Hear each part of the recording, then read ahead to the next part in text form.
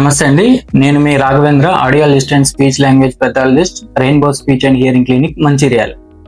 ఇవాళ మనము వినికిడి సమస్యల గురించి తెలుసుకుందాం. వినికిడి సమస్యలు ఎలా ఉంటాయి?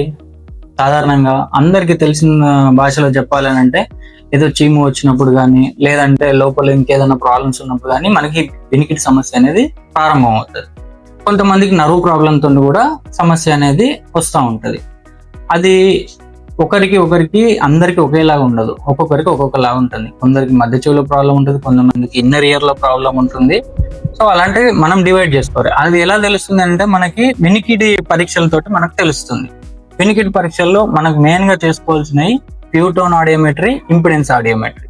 దీంతో మనకి ఎక్కడ ప్రాబ్లం ఉంది, ఎంత పర్సెంటేజ్ ప్రాబ్లం ఉంది అనేది మనకు తెలుస్తుంది. సో ఇది ఎట్లా డివైడ్ అవుతుంది అని అంటే, ఒకటి conductive hearing loss, sensory neural hearing loss, mixed hearing loss. Conductive hearing loss అంటే మధ్య చెవిలో ప్రాబ్లం, ఇబ్బంది ఎక్కడ ఉంటుంది? మధ్య చెవిలో ప్రాబ్లం ఉంటుంది. సో సెన్సరీ న్యూరల్ లాస్ అంటే మనకి నర్వ్ ప్రాబ్లం అది. సో ఆడిటరీ నర్వ్ అనేది ప్రాబ్లం ఉంటుంది. సో మిక్స్డ్ హియరింగ్ లాస్ అంటే రెండు, కండక్టివ్ హియరింగ్ లాస్ మరియు సెన్సరీ న్యూరల్ హియరింగ్ రెండు కలిపి ఉంటుంది.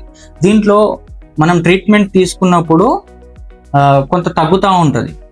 ట్రీట్మెంట్ తీసుకోకపోతే మాత్రం రెండు కూడా డెవలప్ అవుతూ ఉంటాయి. దాని వల్ల అనేక సమస్యలు వచ్చే ఇది కూడా ఉంటుంది. సో మీకు ఇలాంటి ప్రాబ్లమ్స్ ఏమైనా ఉంటే, వినికిడి సంబంధించిన ప్రాబ్లమ్స్ ఏమైనా ఉంటే మీ దగ్గరలోని ఆడియాలిస్ట్ ని కన్సల్ట్ అవ్వండి.